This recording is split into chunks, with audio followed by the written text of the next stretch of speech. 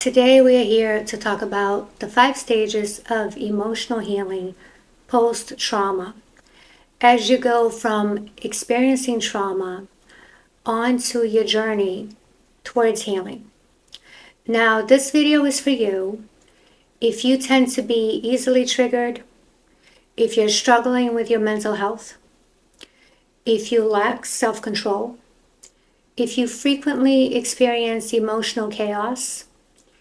If you have an interest in learning more about your own emotional healing process, and if you'd like to have more overall clarity about what stage you're currently in and what you can expect to come next. If you are new here, my name is Mila de Oliveira. I am a quantum healing facilitator here to help you navigate and integrate your trauma so that you can experience more joy and inner peace in your day-to-day life. Welcome to Quantum Healing on Gaia. Before we talk about the emotional healing stages, let's first define trauma. People become traumatized for a variety of reasons, and most of the trauma that we carry stems from our childhood. But here are some examples of events that can lead to trauma.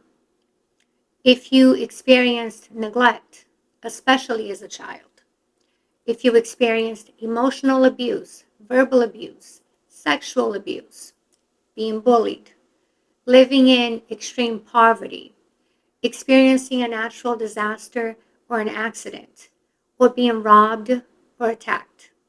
Now, these are just some common examples, and it's important to note that not everyone develops trauma, even though they may have gone through the same experience or something similar. Because trauma is not what happened to you, it's what happens inside of you as a result of what happened to you. It's what happens to you on an emotional and psychological level because of what happened to you. And it leads to a diminishing of your emotional and psychological functioning. Now, the order of these emotional healing stages tends to be the order in which typically the majority of people experience them in. But you may find that you experience it in a different order, or that you skip some of these stages altogether. We are all different and unique, so there will always be exceptions. It reminds me of the stages of awakening and how people can experience that in a different order also. But each stage serves a purpose. No one stage is necessarily bad. It's all part of our process. And you don't want to invalidate anything about your process. Everything you feel and experience has a place and is valid. Now, you may find that at times you bounce back and forth between some of these stages. It could be that you finally feel that you've made really good progress with healing from your trauma. Then something happens and you have a major relapse. And maybe you blow up or you get really depressed. And you may be like, what the hell is going on? I thought I was past this. I thought I was doing so much better. And this usually tends to happen when you get triggered, when you're re-traumatized, or due to a need for safety. And we will talk about this a little bit more later on. But regardless, during this process, when you relapse, it's very important that you be patient with yourself, very compassionate and loving with yourself. Remember, the more you are able to nurture a healthy and positive energy within yourself, the faster you will regain your alignment, your self-control, your focus, and then continue to make progress. And remember, this is not a race. It is a journey, and we are here for this complex human experience. All right, let's get into stage 1. So when you first experience a traumatic event, What happens immediately after? What is the first stage you find yourself in? This is where your healing process begins. Even though it may not feel that way, it's the aftermath. It's everything that comes after your trauma. All these different stages, they will be part of this complex process of your healing journey. So, stage one of the emotional healing process tends to be, and I say tends to be because, like I mentioned before, you could experience this in a different order. But anyhow, stage one tends to be denial and or victimhood. So let's first talk about denial. When you're in denial, it's common to feel numb and to suppress your feelings, to push them down, to sweep your feelings under the rug. You also experience being in a state of shock and disbelief. You may not even fully comprehend what happened just yet, and you may invalidate your own feelings, having an attitude of, oh, it wasn't really a big deal. You know, you play it cool like it didn't affect you.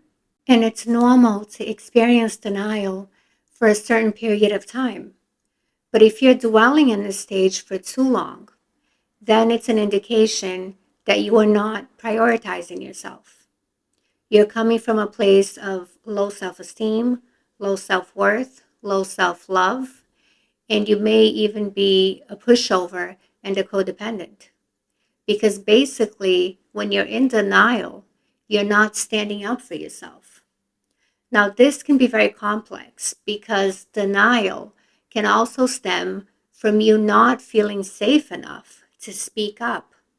You may not have a good support system around you. There may be a fear of worse retaliation if you were to speak up. There could be a lot of shame involved. Or maybe you just really do not want to face reality. You're not ready. It's too soon, it's too much. The trauma was too much of an impact. Some people even develop a coping mechanism called dissociative amnesia, which is when you totally forget about the traumatic experience. You dissociate yourself from that experience. A typical example of dissociative amnesia is known to happen to people who were sexually abused or molested in their childhood. And it's common for the memory of the abuse to come back once that person is an adult and has a child of their own. It's a way of your subconscious to say, hey, here's a piece of information to remind you to stay alert and keep your own child safe so this doesn't happen to them. So now let's talk about victimhood, which is also typical of stage one of the emotional healing process. And you may ask, how is being in victimhood even a healing process? Well, keep in mind, it's a process. And there's no way you are miraculously going to go from being traumatized to fully healed without going through these different range of emotions that we're talking about here. So, victimhood. In this stage, you have no sense of self-empowerment. You feel powerless and that you have no control over your own life. There's no sense of safety. So you are waiting to be saved by someone else.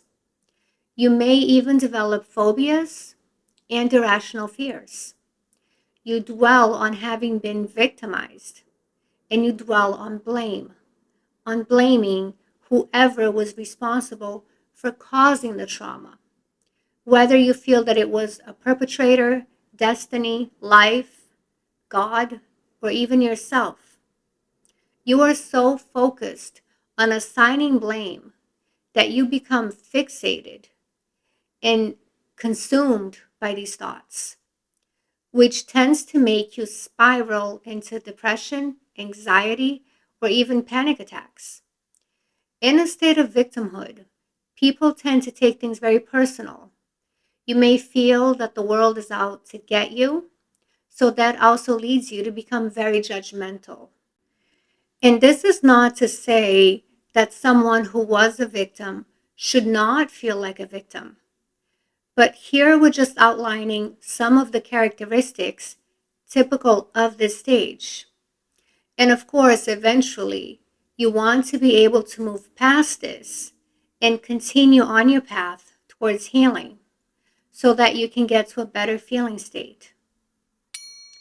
Now, moving on to stage 2 of emotional healing, we have toxic anger and healthy anger. And anger is actually necessary and helpful in this process because it awakens a burst of energy within you to bring you out of that stagnant and low energy state of denial or victimhood, where you may have been paralyzed and unable to break out of that. So anger springs you into action.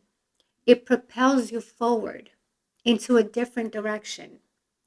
Now, the idea is to not stay in this state of anger for too long, but to use it to help redirect yourself and your focus. So, first, let's talk about toxic anger. In toxic anger, you may feel spiteful and bitter, like you have a little black cloud above your head, where you're this very negative and angry person. You may be hateful and vengeful, where you're having actual thoughts of revenge. You're very heavily focused on assigning blame, and you may be consumed by these thoughts. And it might even lead you to confront the perpetrator, your abuser, or whoever may have been responsible for your trauma. You may confront them in an aggressive and unproductive way, where it may lead to bad consequences, a bad outcome, something that's not ideal at all. You may take out your anger on other people who have nothing to do with the issue, but you go around picking fights with people just to blow off steam because you have all this pent up anger that you've been harboring. You may have outbursts where you're blowing things out of proportion and you're clearly lacking self control. You may become very defensive and take things extremely personal. You may put up walls and push people away. So, overall, it's nearly impossible to have good relationships when you're in a state of toxic anger because you become such a difficult person to deal with. Another aspect is that you may enter a state of self blame and self hatred and self sabotage. Now, ideally, somebody who's in the state of toxic anger will very quickly feel the negative consequences that come from being in this state, and they may even get a tough reality check and realize, okay, I allowed my toxic anger to express itself. Now, let me get my act together and redirect myself because nothing good is going to come from this if I dwell in this state for too long. And that is toxic anger. Now, let's talk about healthy anger. And I want to start out by saying that healthy anger is actually something that even when you reach a state of feeling really good about yourself, when you're in alignment, you've transcended a lot of that trauma that used to hold you back, you will find that healthy anger will always be a powerful and positive tool to have in your arsenal. And from time to time, you will have to resort to it. But anyhow, so in healthy anger, there's a newfound energy that creates a shift within you. It's an empowerment, and it comes with a lot of clarity, certainty, and like a laser focus. This is what I need to do. In this healthy anger, You're able to confront your perpetrator who caused you the trauma very objectively, in a very practical way and to the point. You can go to the heart of the matter. You may decide to detach yourself from the perpetrator if they're still in your life. You cut them off in a very decisive way. You become colder and less emotional, but not in a bad way. Like when you're very emotional, you're all over the place. It's hard to control your emotions. So when you tone it down, it automatically seems that you've become a little colder because you're more calm and collected. So because you're able to think more objectively in this state, you may choose to take legal action if that's something that applies in what you've experienced that led to your trauma. You become a more assertive person. You're able to set strong boundaries because overall, you're able to stand up for yourself and speak up for yourself, protect yourself. And another thing that's common in this state of healthy anger is that you may start going to the gym and exercise and get in shape because you're finding all of these healthy outlets for this energy that's building up inside of you and wants to come out. So that's usually that concept of the revenge body that some people experience after a breakup. Stage 3 of the emotional healing process is being shut down. Now, the shutdown stage is a bit of a wild card. It can happen for some people as a stage 1 scenario or as a stage 2 scenario. It may pop up in between different stages. And I want to emphasize the difference between being shut down and being in denial. So when you're in denial, you're denying the events and your feelings. But when you're shut down, it's not that you're denying them, but you're choosing not to address them. And being shut down is like taking a break from your emotional healing process, which, let's face it, it can be exhausting.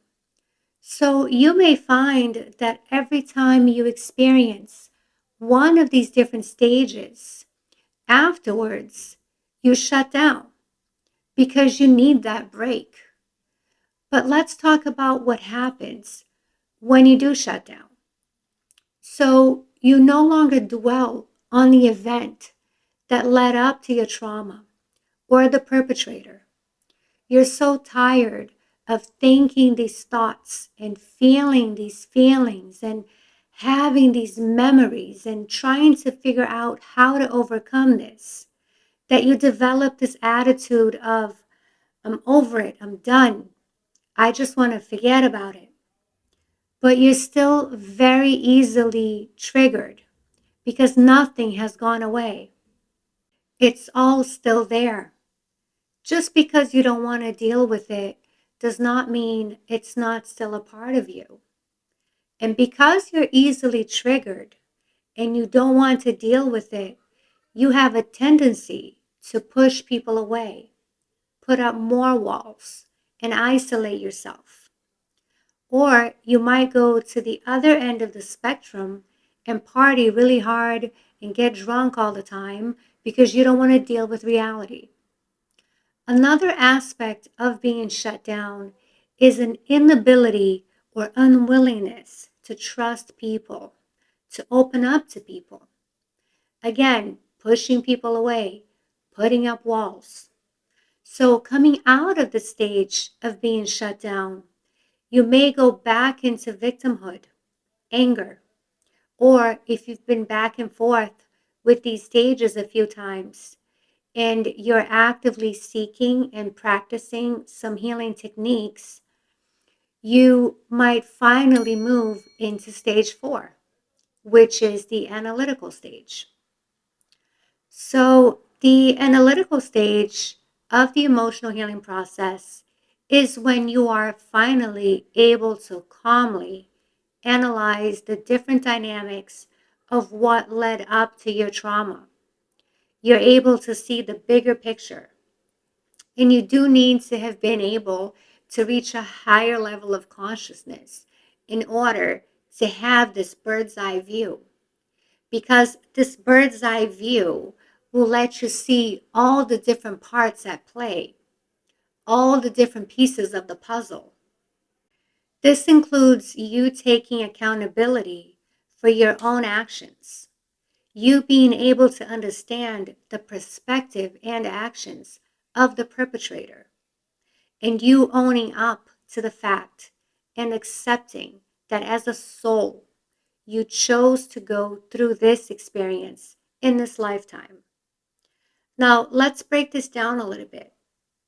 So, you understanding the perspective of the perpetrator does not mean that you agree with what they did, but you're able to understand their mindset given their level of consciousness. So, you don't take it so personal anymore because you see that their action was about them and not you.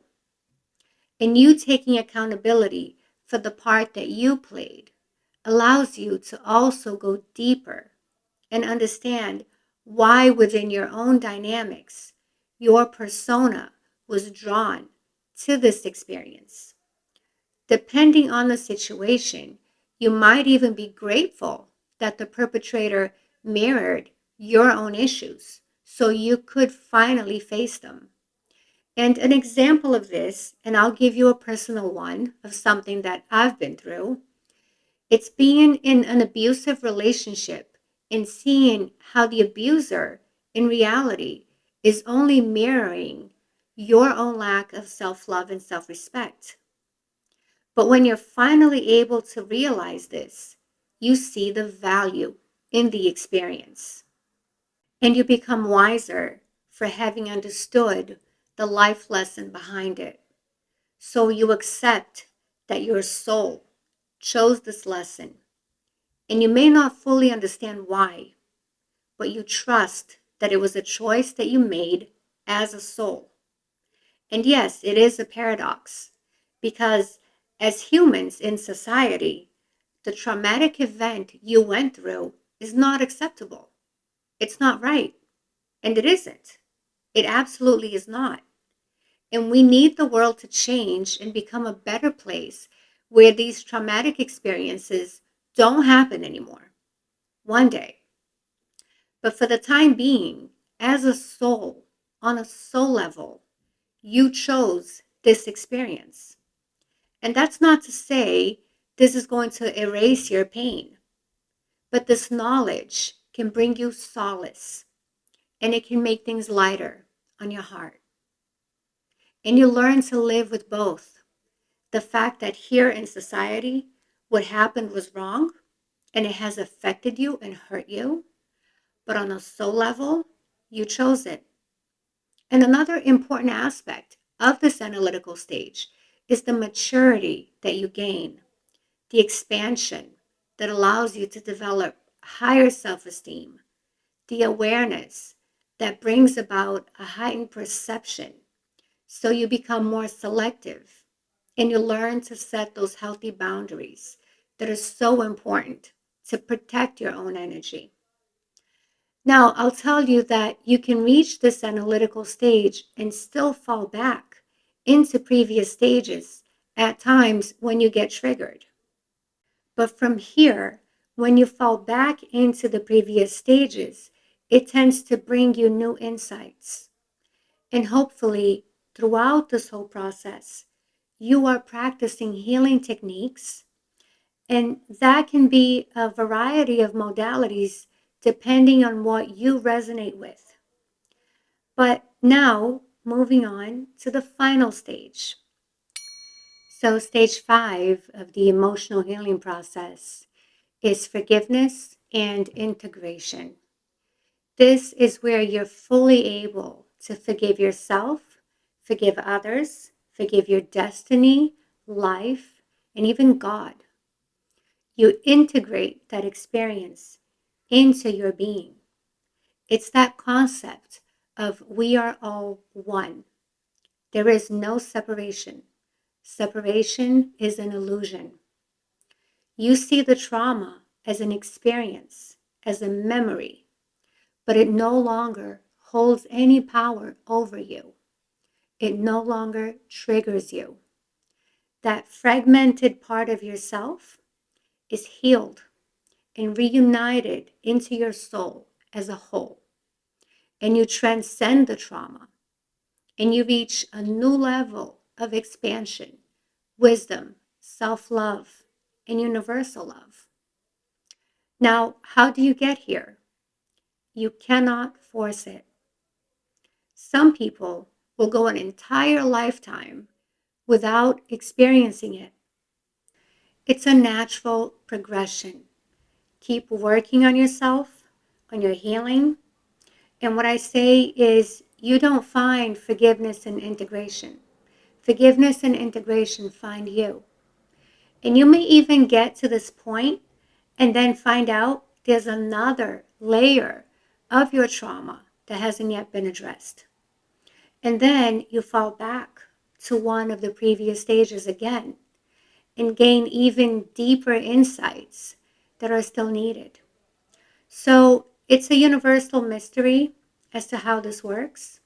It's the mysterious mystery of being human and having human emotions. And some say that we come to Earth to learn how to navigate emotions. And so here we are, trying our best as spiritual beings, having a human experience. That's it for the 5 stages of emotional healing. If you stayed with me until now, please give this video a like, and I welcome any comments or questions you may have. If you'd like to work with me one-on-one, you will find my contact info in the description of the video. I also hold online healing circles and workshops geared towards integration and healing. If you'd like to be notified next time I have something coming up, join my mailing list. See you next time.